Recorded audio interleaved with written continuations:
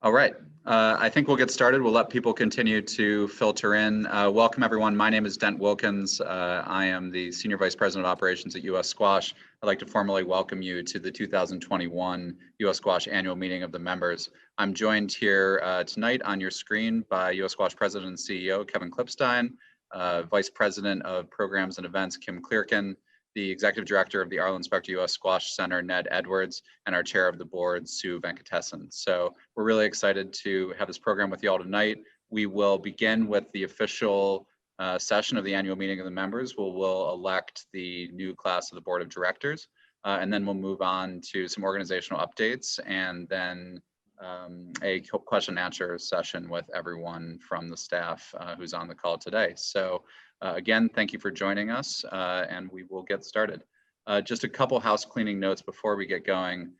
During the official program, we won't be taking questions, but we will be putting up polls on your screen, which will allow you to vote for any motions that come up and signal your aye or nay to those. You'll also be able to either deliver motions or second motions by clicking the yes or no button if you open up the participants tab at the bottom of your Zoom audio bar. Unfortunately, for better or worse, everyone's pretty accustomed to Zoom, which when we did this last year via Zoom, people weren't as much, but we're certainly glad that all of you are here. So with that, we'll get started, and I'll pass it off to Sue, our Chair of the Board. Sue, welcome, and I'll let you kick off the meeting. Thank you, Dent, and welcome to everyone. It is my great pleasure to officially call the annual meeting of members to order, and to find us in very different circumstances than where we were a year ago. Dent went through our agenda for today. I was asked to kick off with brief opening remarks, and that's hard to do when you think about the year that we've just endured together. I did come up with 4 words to capture the past year, so I'll try it out here. It's no pain, no gain. And as all of us who love the sport acutely know, it has been an excruciatingly painful year at every level for all of those involved. But I believe we're in a better place for it. A year ago, in the depth of our crisis, I could not have imagined the relative position of financial health and opportunity that we are finding ourselves in ending our fiscal year in from where we were a year ago. It's a huge accomplishment. And I'd like to open with a set of appreciations to just mark what we have done together. First, to Kevin and his management team for their remarkable execution, navigating crisis and lingering uncertainty. It's been an extraordinarily difficult year, thank you. And to all of you, the membership of US Squash, your loyalty to the sport and patronage. In case you didn't know it, you are essentially the only real source of earned revenues for US Squash this past year. We also know that all of you, through your support, local support, sustained facilities, programs, coaches, and players across the country. So thank you. To our donors who came up big this year in closing the gap related to a very significant loss in our membership and event revenue. Thank you for your annual support and for bringing the Spectre Center project to fruition. You'll hear more about that from Ned. And to our board for their steadfast stewardship and digging deep in crisis, both in their philanthropy and time. And I just wanted to note, I think this past year, we did have some directors who probably filled a full 4-year term of committee meetings in 1 year, given the scale and the frequency in which we had to meet. And finally, to the entire staff of US Squash, including our athletes, I want to thank them for your resilience and sacrifice. As a reminder, the entire staff did endure either furloughs, all salary reductions, and never-ending requests in the growing work that they were doing to guide us through the pandemic and other impacts. I do want to make the point that during this time, the staff was tireless in pushing for change and asking how we could leverage crisis to innovate and accelerate positive change while laying seeds for recovery and building and laying a path to rebuild and grow. You'll hear some of that today from the management team on a look ahead and the US operations. So I'd like to focus the remainder of my comments on providing a small snapshot of the work the board has been engaged in to adapt our governance. One, to better steward what is increasingly becoming a more complex organization, especially with the creation and opening of the Spectre Center. And two, to resource our sport governing body to drive a vision of access, diverse participation, and improving economics of our sport through growth. Scale does matter as we are learning. So if I could talk a little bit about the work that the board has been focused on. Not surprisingly, there has been an extraordinary focus on financial oversight. We will continue to raise the bar in this regard. It is complex work as the organization has been growing quickly prior to the pandemic and now emerging from the conditions pretty significantly. In terms of our growth trajectory. I do also want to mention that I think everyone knows that we are a nonprofit and fundraising is key to all national governing bodies of sport, and particularly in this difficult year for an indoor sport, it was really key to our survival. A year ago, we reactivated the Institutional Advancement Committee. That's, in other words, a fancy term for fundraising. And that committee had been in hiatus for several years, and we reinstituted it with 3 co-chairs, and the entire board was called into action to be a part of really helping us get through this past year and think about resourcing the organization for future growth. Secondly, I do want to mention that while we are out of what I would call a crisis situation, it is very important that we raise what I would say is growth capital or rebuilding capital. It's essential, to understand that. And I don't know, Kevin, if you're going to speak to this, but this is a rebuild year. It's a critical year. And we really have been working hard to look at growth initiatives, helping us to navigate risks and move the field in the sport of squash forward. I would love to mention that 2 of the nominees on this slate, Danny Dolan and Bob Osborne, have agreed to co-chair this important institutional advancement committee in fiscal year 22 with Jen McAsee. So thank you. And then finally, the last thing I would kind of mention on the board side is the work of the Nominating and Governance Committee. This group has been very active, taking the opportunity this past year to look at the requirements on our board from a committee perspective, the diverse skill sets and networks and backgrounds and perspectives we need to recruit onto our board to do the work that we have ahead. Shaping a board and really positioning it for not just current circumstance, but what we see in the future takes a lot of time. Thoughtful investment pays back years later. It's not something that can change on a dime for those who have been involved in boards and on, in particular, nominating and governance. I have been incredibly impressed with this board. The Nominating and Governance Committee, great work has been accomplished and is underway. And I would just note a few of these things. We are establishing an Audit and Risk Committee this year. We've also adapted our bylaws to provide flexibility to grow the size of the board and to contract as circumstances require. And we've been working on developing a strong pipeline of candidates and ways in which we can diversify leadership of our sport.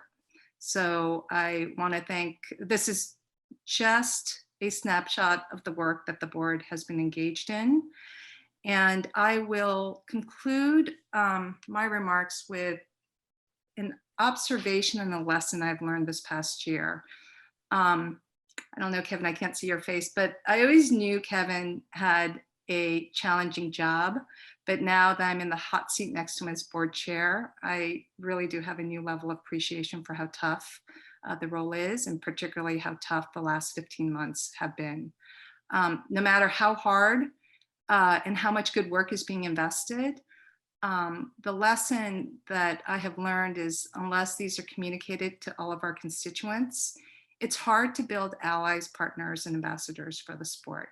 And I do want to say, one area that I'm committed for us to do more of and a better job next year is to raise the bar on our communications overall, and to really work throughout the year to articulate our vision for growth and the ways that the community can support and engage in that work. So today's forum, while the official business is the election of the board or a nominated slate, today's comments are a preview of the year to come. And it's also a celebration of the return to play, the opening of the Spectre Center, and what we see as a critical rebuild year and growth, opportunity for growth, rollout of growth initiatives. So thank you, everyone. I will pass over the baton to you, Kevin. Yes. Thank you, Sue. That was really well said. And as you say, sort of even just a high level view, it's been a really active year. And this is a bit of a look back and a look forward. As you mentioned, the official duty of this meeting is to elect the slate of the board and for us to provide a bit of an update in terms of where things are. I do want to echo your thanks to the board and to the staff for really rallying around the organization over the last year. It's been incredibly challenging. However, as you said, we couldn't be in a better position to move forward. So I hope that will become evident as we go through our remarks and continue to host more town halls and even town halls in person at the Spectre Center, record them, get them out to the community. So let's take care of the official business here for the annual meeting of the members. My first annual meeting of the members was in 2005 in Harvard University, and 4 men, probably average age of 77, were there. And we had a great conversation for about an hour and a half about all the things, future opportunities for squash. And so I'll always remember that meeting. At the time, the board of 40 people elected itself every year for a 1-year term. So it was a different scenario. So since 2007, the membership has been entrusted with formally electing the board. And that's an excellent process, I believe, and great work done by the Nominating Governance Committee. Sandy Tierney leads that and is also vice chair of the organization. So I want to thank them. So there was proxy voting online. And if you did vote by proxy, we'll just ask you to abstain from voting. However, I'll begin to screen share and just show folks where we are. So we're at this meeting. We have reviewed the agenda where we'll do the director elections. We just heard from Sue, our chair. And now we'll move on to the slate of candidates. So for class 2, which is each of these are 4-year terms, we have Danny Dolan. Bob Osborne is a new nominee. Danny Dolan is a renomination. And of course, Sue Venkatesan is a renomination. And we would like to have a US Squash staff member verify membership status of those on the call. The Zoom allows us to do that with the voting. We'll go through the process of deduplicating those should anyone have voted twice. However, we have not discovered that to be the case in past years. What I would like to do is call for a motion to elect this class 2 slate of candidates for 2021 to 2025. Is there a motion?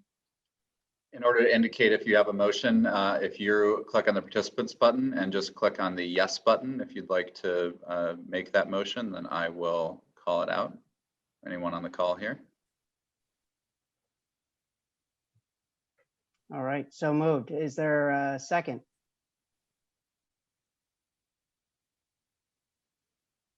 All right, Dent, have you recorded a second somewhere? Still waiting on 1 second. We need one more person to jump on that yes button there.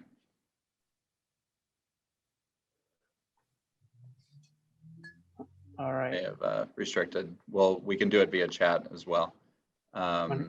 If anyone's able to second via chat, I apologize if people are restricted from voting.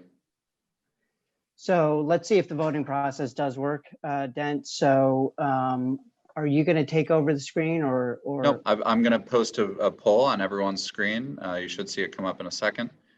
So I will launch that right now. So again, this motion is to elect the 3 nominees to Class 2 slate Board of Candidates for a 4-year term: Danny Dolan, Bob Osborne, and Sue Venkatesan.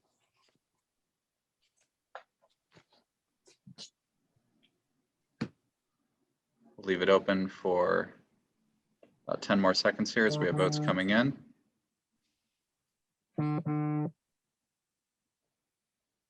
Okay, I'm going to close the polling now. Kevin, we have 100% of the ayes having it, of those voting. Okay, moving on.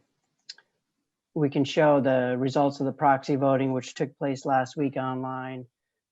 Clearly, there's strong support for these directors.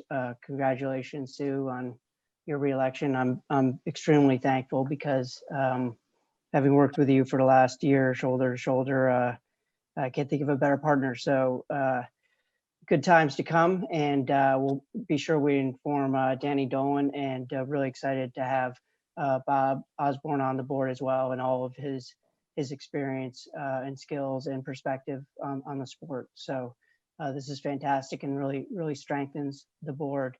I also did want to comment that the U.S. Olympic and Paralympic Committee has increased the future requirements starting in 2022 to have 1/3 of the board be athlete representatives, those of whom who have competed on a team in World Championships or Pan American Games in the last 10 years. And as a consequence, the athletes have elected 2 additional representatives, Olivia Fichter and Todd Harity.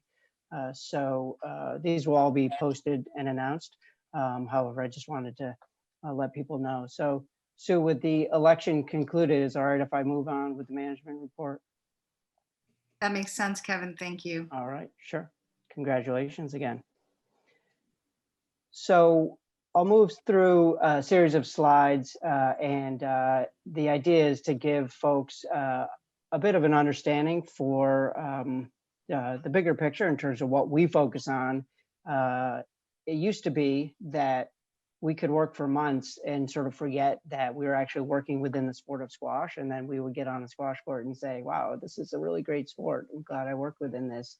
I think that will be less likely with the Spectre Center, but a little more than a year ago, things did not look so good for anybody in the world. And, you know, we had a share in that. And I'll describe a little bit in terms of how we adapted, but this was a cartoon that I wrote an article about, which was just goal for today, get to tomorrow. These days I've narrowed my goals. So it really was day to day in terms of navigating through this. And anyone who has had to work through this with family or career understands that, and we were no exception. Looking back over 3 years prior to this, and we have a board retreat strategic review on Friday and an all hands meeting with the staff this Thursday. These were the priorities that we established. We determined that we were going to focus on Club Locker and continue to strengthen that platform and the development of the National Center. That will allow us to begin our focus and investment in increasing access to courts, as well as recruiting and training very high qualified certified professionals and organizers and program directors, while also building a sustainable financial revenue engine. So we have largely accomplished those first 2 steps, and we're beginning to shift into the next ones, which I'll speak to towards the end of these comments, and the membership will hear much more about in the fall and throughout the season. I wanted to brief the membership essentially in terms of how we look at things. We believe we have the strongest value proposition of any national sports governing body in offering an integrated software solution that supports all activities related to squash, whether it be booking a court, registering for a tournament, actually managing the tournament, participating in it, live score, everything soup to nuts. And so as a consequence, we have outstanding relationships with the teaching pros, with tournament organizers, direct relationships with the facilities that are investing in the sport, as well as, of course, players and fans. So all of that drives our membership and our renewals and our accreditation revenue, which is a percent of entries of official tournaments. Obviously, another big part of what we do are host U.S. championships. Those have been flung all over the country, and our team has gone from city to city for the last few decades to support those events. Most of those will be hosted at the Spectre Center beginning this season. However, it is a large revenue and expense line for us, up to about half of our budget until recently. The dynamic of that will change with the Spectre Center. And then contributions really make up the balance and cover G&A, our high performance program, and investments. We earn some revenues through management fees and relationships with the PSA and the Pro Doubles Tour. And finally, as I mentioned, technology supports all of these activities, and in and of itself provides revenue to the organization in that payments are processed through the system, and we get a small percent of that. So if you look at the chart here, you essentially see that membership and accreditation largely offset payroll. Events are effectively break even. Contributions offset our G&A, which will be reduced with the Spectre Center. Programs, high performance programs largely offset themselves.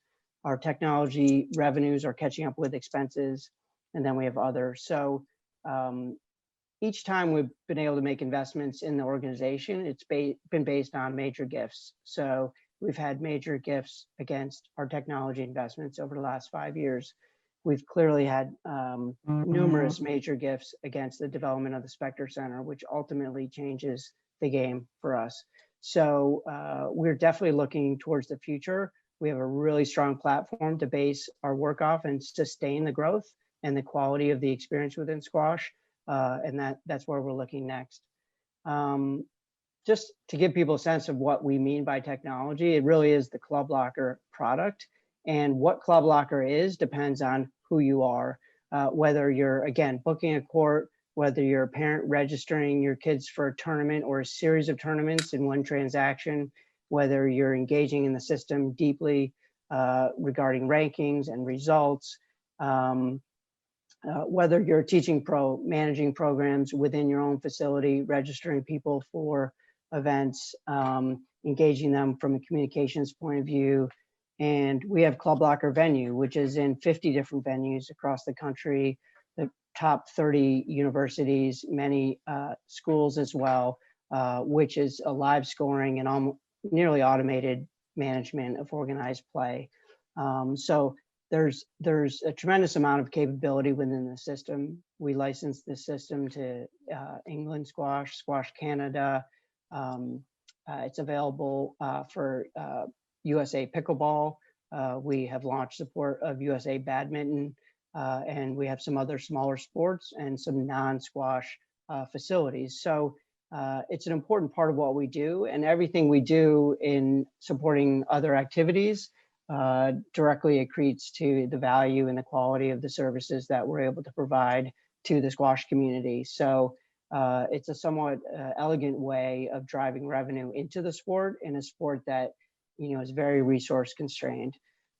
So that will continue to be a focus of ours, and I think it would be difficult for anyone to argue that technology isn't the future of just about any business or operation. So how are we doing? Membership is majority based on adults who play district leagues. So we are eternally grateful for our partners at the district level. volunteer run. These are organizations that drive day-to-day, week-to-week, constituent activities at the local level, and district leagues is a huge part of that. Obviously, junior squash is incredibly important, and we have other constituents, including CSA.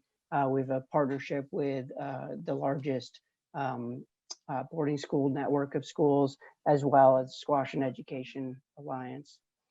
From a membership results point of view, what you see here is that we pretty much were on a positive trajectory from an earned revenue perspective. And then we dropped about 2,000 adult members, largely due to COVID. Our lapse rate has been around 15%, which is actually higher than most national sports governing bodies, even in times of COVID. However, it's a significant chunk of revenue that we've lost. However, we believe if district leagues come back and generally people return to play, that we'll return to the relatively positive trajectory there. To share a little bit of results related to accredited matches, and that can be anything from box leagues to ladders to team leagues to tournaments. What you see here is that the majority of play is tournaments, or the plurality of play is tournaments. Team leagues is a huge amount of activity, whether that be high school teams, middle school, college teams, or district leagues. So we've seen a real upswing in activity up until COVID, and then we dropped off a cliff. And you see the same thing here in terms of number of accredited tournaments flowing through the system. So a huge upswing and then a real tapering. I wanted to talk a little bit about the details around what Sue mentioned in terms of this last year. As she mentioned, we furloughed nearly a dozen employees, all of the athletes, for nearly 9 months. Everyone from the management team down took a 20% pay cut for at least a year. And we did fortunately secure 2 rounds of PPP funding, and we're working on the forgiveness of those loans. We feel like that was money well invested by our federal government and was really used for the purpose intended. We made additional distributions for the endowment fund without invading corpus. We sold 3- and 5-year memberships to increase our cash position. And what's not noted here, but is extremely significant, is we asked our district partners to essentially give back, to contribute their portion of membership dues for this year in order to sustain the national body. And that was a mid 6-figure amount of funding back to the organization to allow us to bring back our staff members sooner this spring than otherwise would have been possible. So I just wanted to very specifically thank our districts and their leadership and partnership on that. And then we've been focused on the Spectre Center and finishing that project so that when COVID relented, that we were in a position to really use that as a springboard towards new activities. And so where are we now? We went from sort of a low of 3.7 million in revenue last fiscal year, and we're projecting to be at or around 9 million this coming year, from being as low as 12 full-time employees to projecting to be 36 full-time employees going into the fall. So we have a lot of future opportunity, a lot of enthusiasm and excitement for the future. I just want to describe a little bit in terms of how we'll get there. Things are kind of netting out this way. At the heart of all of it is community engagement. That will be rooted in the Spectre Center and everything we do. And Ned will describe that more fulsomely. Club Locker will enable all of this activity. And US Squash really provides the governance structure and the customer support for positive experiences, regardless of how people are engaging in the sport. So we're focused on increasing access to squash through our community squash affiliate program and a women and girls initiative. And that will be our long-term focus and priority as we laid out several years ago. So what you see here are really the three pillars: customer experience, community engagement, business efficiencies through excellent software, and driving community access and participation through an affiliate network, which is growing almost by the week. I talked to Renato Paiva out in San Diego today, and they opened their courts for internal use at Access Youth Academy in San Diego. They're having their official opening on July 17th, and they're working on really exciting things related to public access and access to the entire school district. So congratulations to them, and we see more opportunities all over the country for that type of work. So finally, before I hand it off to Kim Clearkin, who's our VP of Programs and Events, and I often say that pretty much anything we do here at US Squash, she does, because program and events is just about everything. But what we're going to be focusing on moving forward is these really integrated initiatives that preserve the sport, obviously, diversify the sport, and grow it. And it's around community squash, women and girls, squash excellence, and making sure that everyone has a pathway to pursue excellence regardless of their means. And we feel like we have great programs that will address that need.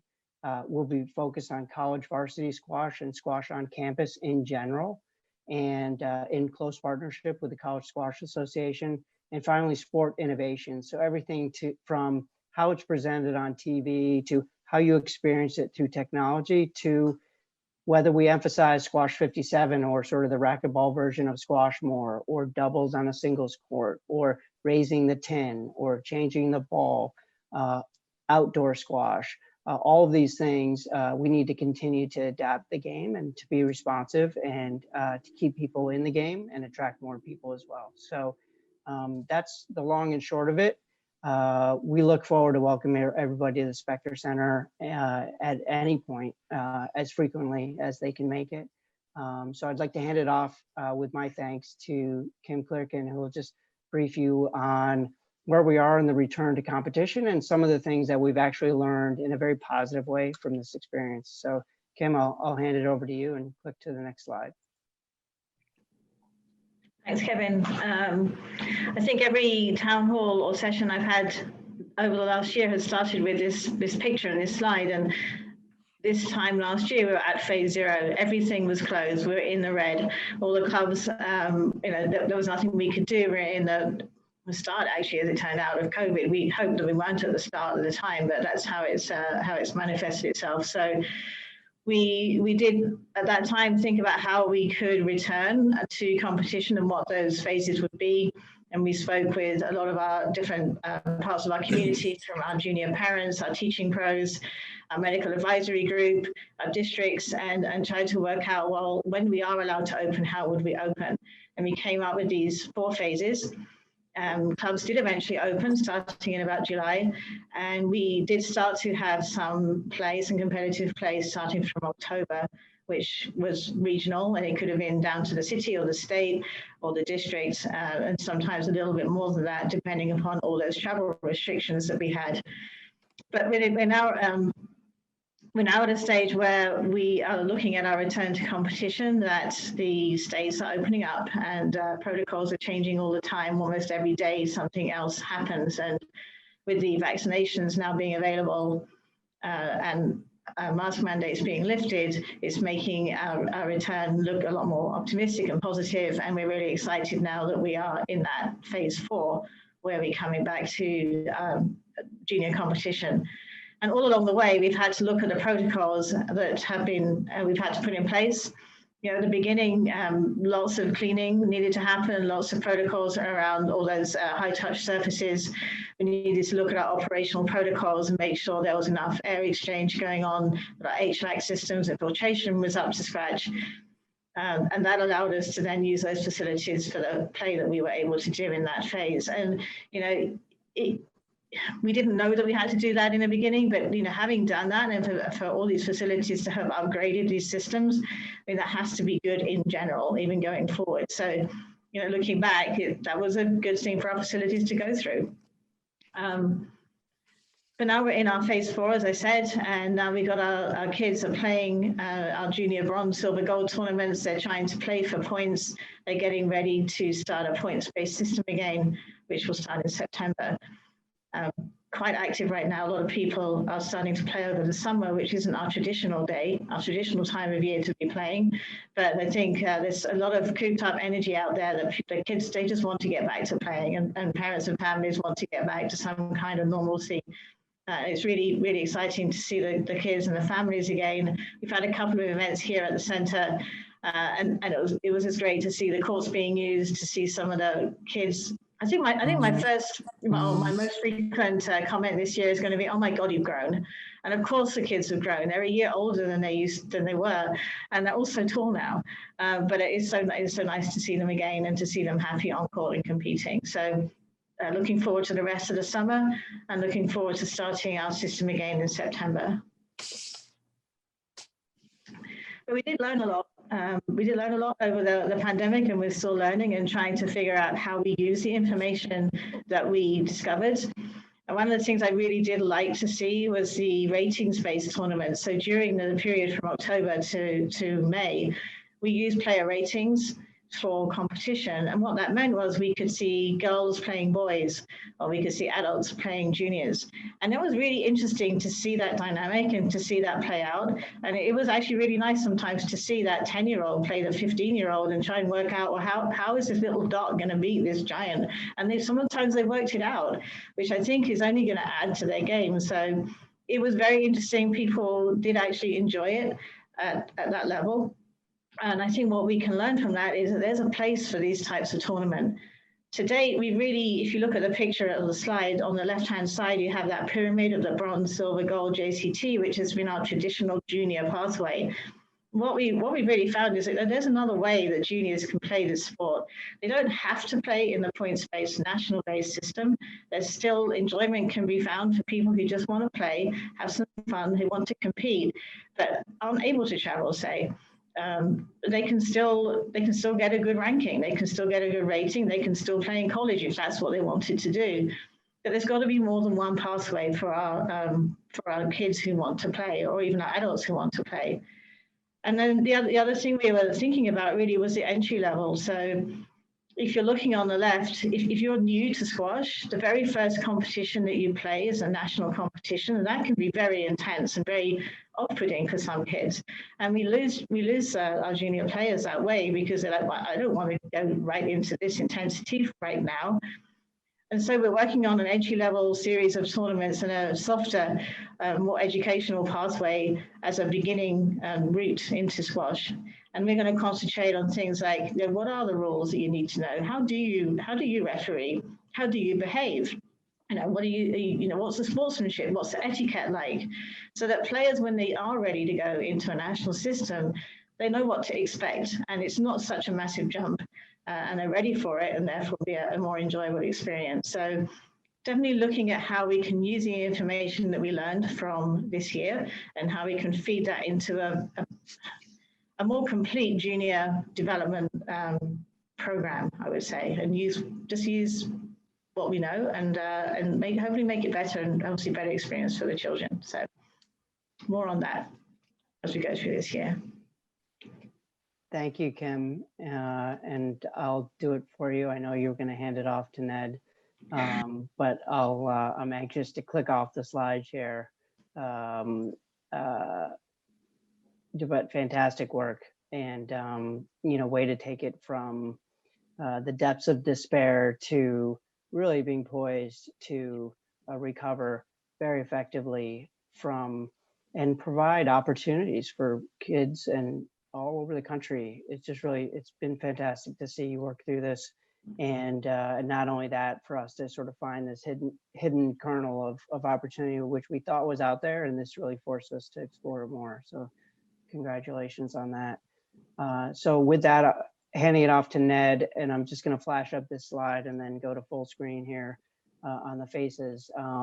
While this is a rendering, it's often difficult to distinguish it from the real thing, which you can see Dent and I are seeing on opposite ends of the building.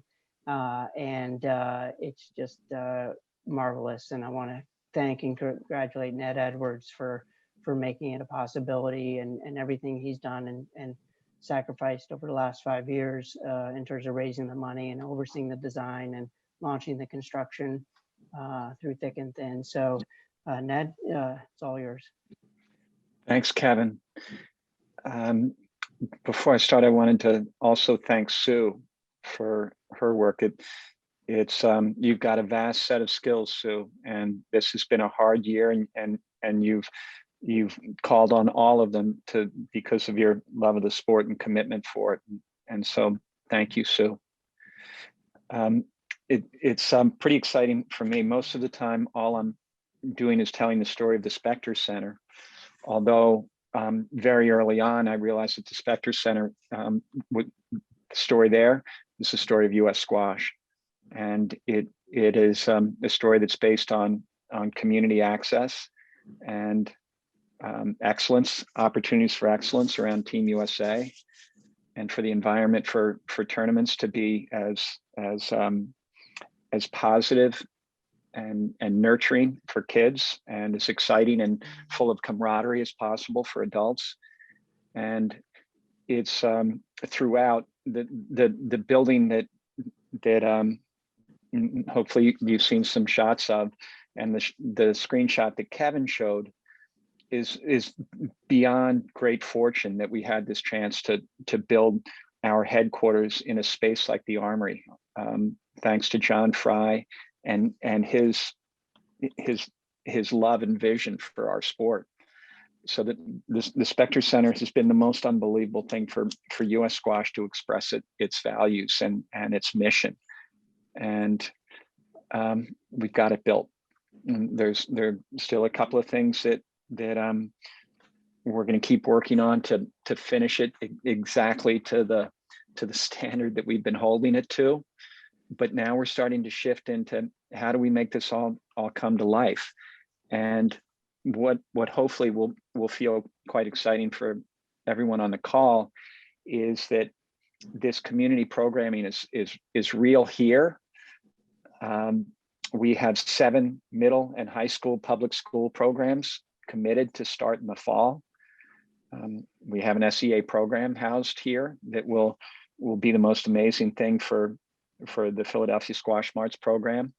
And then for every new member, a lot of what we're doing is modeled after Barrett's amazing work in Portland, that for every squash playing member that comes in, we will reserve a membership for someone from the community at either subsidized or free. And so this indeed will be reflective of our society of all backgrounds. And this will be our mission. It's a mission that I think is of interest to the community affiliates, some of whom are in front of us. I'll be interested to hear about what Renato and Kevin spoke about today. And others are saying, yeah, this is kind of nonprofit world that we want to, that squash is unbelievably equipped to deliver. And the only reason why I say that is because when people play in a court, in a box together, at the end of that time, that they've cooperated and competed in a tight space, it's very different than baseball, football, certainly even different than tennis. The relationships are so unique and lifelong. So all of what we love about squash is what Kevin and US Squash have lived for a long time. We've got a headquarters now to drive it, and we are going to share everything that we've learned in this process about creating a facility and how to blend all of the different components with facilities that are interested in this nonprofit model around the country. And this feels like resurgence is not the right word. And nor is rebirth, but this is an unbelievable time for the sport of squash going forward. And I think that US Squash has been an incredibly hardworking group, and you heard that during the pandemic we were 12 people, and we're growing now. But in order for us to capitalize on this, one of our tasks will be to to engage our community to drive forward with us. And so we will need you. We think that in the last 4 years of modeling our headquarters, we've come up with some tenets that are wonderful for the sport, and we'll need everyone to keep pushing this forward so squash can be what it can be.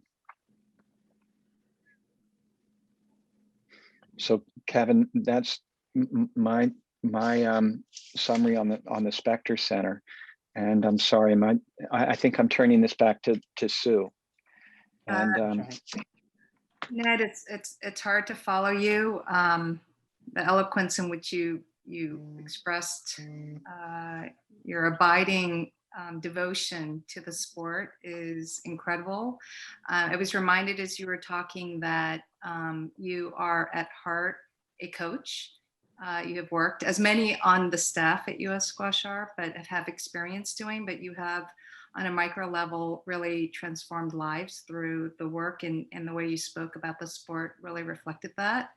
And we are incredibly blessed to have you and the other members on the team to take that and apply it across the entire sport to grow it. This is the challenge we have in front of us, to have more people have the opportunity, have the access to experience this sport, to really, because once they do, I do believe there's going to be that cross section that gets addicted to it, the way all of us here on this call and others who will watch this tape.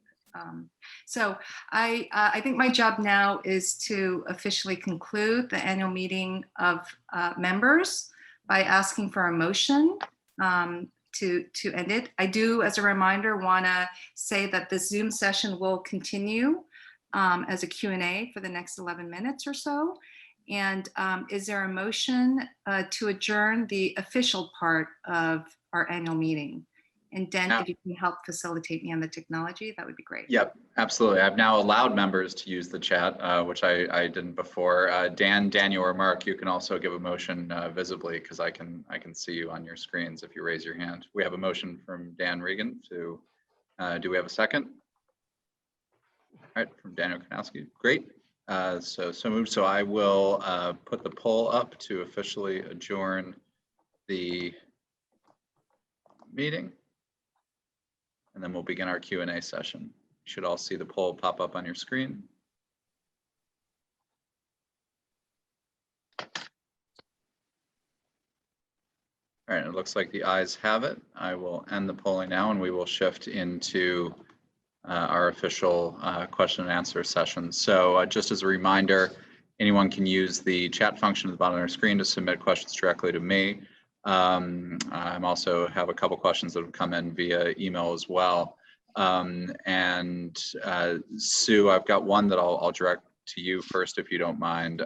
We had a question about, a lot of flux and anxiety around college squash this year, but also some great successes kind of coming up with it. And I know you've been deeply involved in the conversations with the College Squash Association and our close partnership with them, as well as efforts surrounding Stanford and many other things. And it's great to have Mark Talbot on the call as well from Stanford. So Sue, if you could just give an update on kind of the last year in college squash and some of our thoughts moving forward.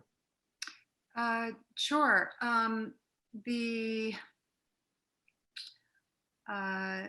I think all of us know that our collegiate system in the US is quite unique globally. It has been the driver of growth on I would say the junior side, but also in many other different ways in terms of growing the sport.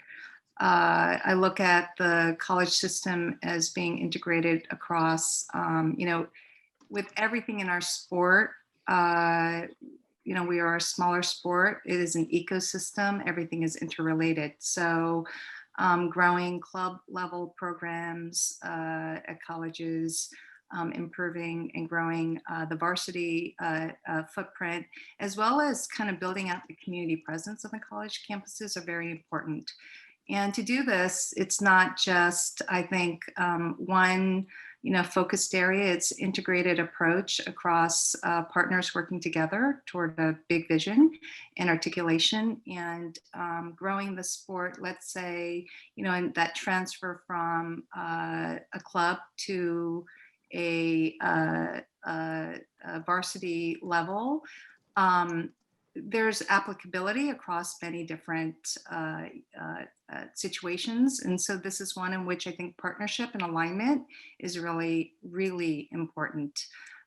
We have a lot of work to do ahead of us across the sport in so many different ways. And so bridging and aligning work.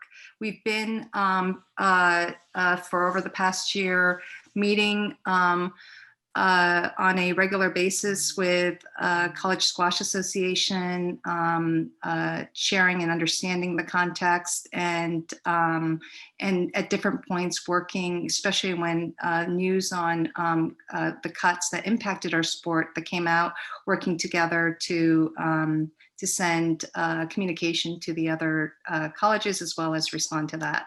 And through that, I think collaboration, more serious discussions have been had, and we are really looking at building this next level, working together. So I would say that there's a lot of work happening behind the scenes, and we hope to share more about it. I do want to give a call out to the women's team and Mark Talbot at Stanford. It is when you are a small sport and they really are the anchor on the West Coast, it is really exciting to get them back and to be able to use that to grow the sport in other areas. And we do, I don't know if David Pullman is here, but I do know that there are some other varsity programs that will begin and start this fall. So kudos to CSA and for all those involved to do that. That's a huge lift to our sport. Thank you. And David Pullman is on the call, Sue, as the Executive Director and Commissioner of the College Squash Association. So we're happy to have him on. And hi, David. We're always enjoy partnering with you and the hard work that you guys are doing to grow the college game. So Kevin, I have a question I'm going to pass your way from Tom Burns. And his question was, who should we contact to build diversity inside of the U.S. Squash organization? I recommend Tom contacts me and contacts Sue Venkatesan directly. So I believe it's chair@ussquash.org and kevin.klipstein@ussquash.org, or just give us a call at the main line. However,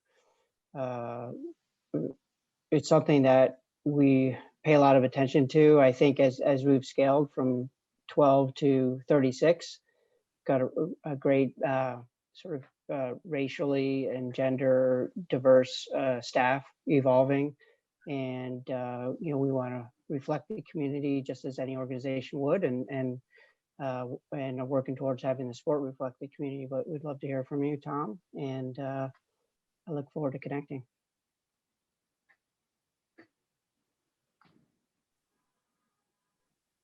Great. And